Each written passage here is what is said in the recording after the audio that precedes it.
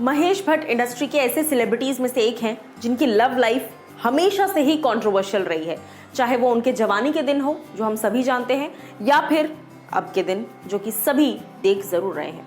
नमस्कार दोस्तों, मैं हूं ज्योति नाहक और आप देख रहे हैं शुद्ध मनोरंजन। महेश भट्ट और सोनी राजदान एक साथ आए, इन्होंने शादी की, उसके बाद आलिया भट्ट और शाहीन भट्ट इस दुनिया में आए। लेकिन उससे पहले पूजा भट्ट और राहुल भट्ट, ये दोनों ही लोग महेश भट्ट को उनकी फर्स्ट वाइफ से थे, जिनका नाम था किरण।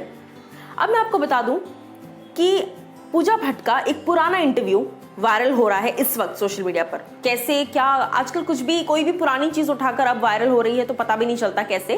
बट पूजा भट्ट का एक बहुत पुराना इंटरव्यू इस वक्त सोशल मीडिया पर वायरल हो रहा है, जहां पर उन्होंने सोनी राजदान पर इल्जाम लगाए हैं कि इन्होंने मेरे पिताजी को मुझसे अलग किया, इन्होंने महेश भट्ट को हमसे अलग किया। पूरी डिटेल आपको बताती हूं। महेश भट्ट ने किरण से शादी की, जो कि पूजा भट्ट की मां है और राहुल भट्ट की मां है। उसके बाद उस शादी को वो ठीक से नहीं निभा पाए। शादी के कुछ वक्त बाद ही उनका एक 2-2.5 साल का अफेयर चला था परवीन बाबी के साथ, जो कि अब तक पूरा दुनिया जानता है इस बात को। उस रिश्ते के खत्म होने के कुछ वक्त बाद इन दोनों ने म्यूचुअली डिसाइड किया।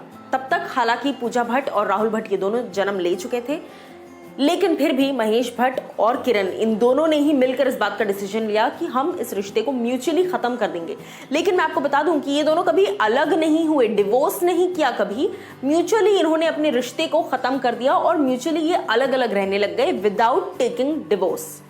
इसके बाद मैं आपको बताती हूँ कि परवीन बाबी महेश भट्ट की लाइफ में आई, जिनके साथ उनका अफेयर भी था लंबे अरसे तक, और हर कोई जानता था उस अफेयर के बारे में।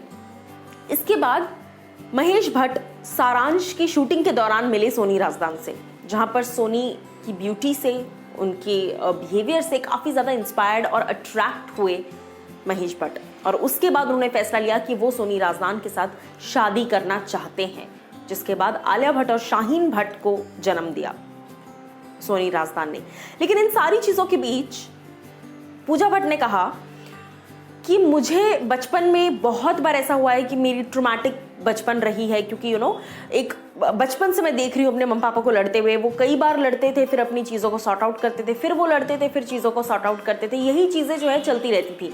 लेकिन इन चीज़ों का इम्पैक्ट मुझ पर हुआ साइकोलॉजिकली, कहीं ना कहीं मेरे दिमाग पे इन चीज़ों का इम्पैक्ट होता था जब मैं घर पे देख रही हूँ ये चीज़ें हमेशा से, बचपन से।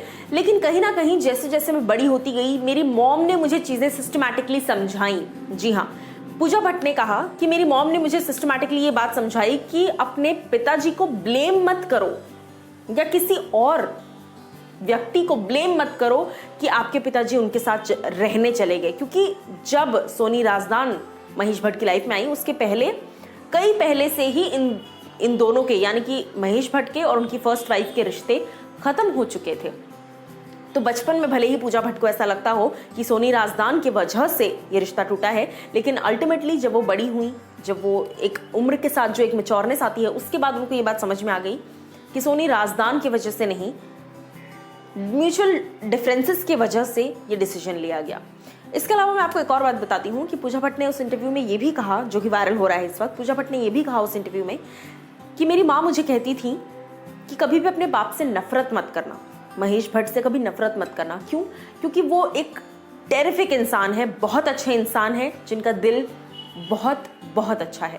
अब इन बातों में क्या सच्चाई है, कितनी सच्चाई है, ये घर की बातें हैं, ये तो भाई वही लोग जाने। लेकिन इस वक्त महेश भट्ट सिर्फ और सिर्फ एक ही नज़रिए से पूरा देश महेश भट्ट को देख रहा है, और वो है सुशांत सिंह राजपूत मामले से जोड़कर। इसी का नतीजा था कि सड़क 2 को लोगों ने बिल्कुल अप्रिशिएट नहीं किया, बिल्कुल भी पसंद नहीं किया, जबकि सड़क 2 was one of the biggest hits of that time. लेकिन सड़क 2 is one of the biggest flops of this time. This is how the circle of life goes. And कहीं ना कहीं महेश भट्ट को लेकर अभी भी लगातार कंट्रोवर्सीज जारी हैं। सुशांत सिंह मामले की जांच लगातार जारी है। देखना ये होगा कि क्या कुछ और डिटेल्स सामने आती है।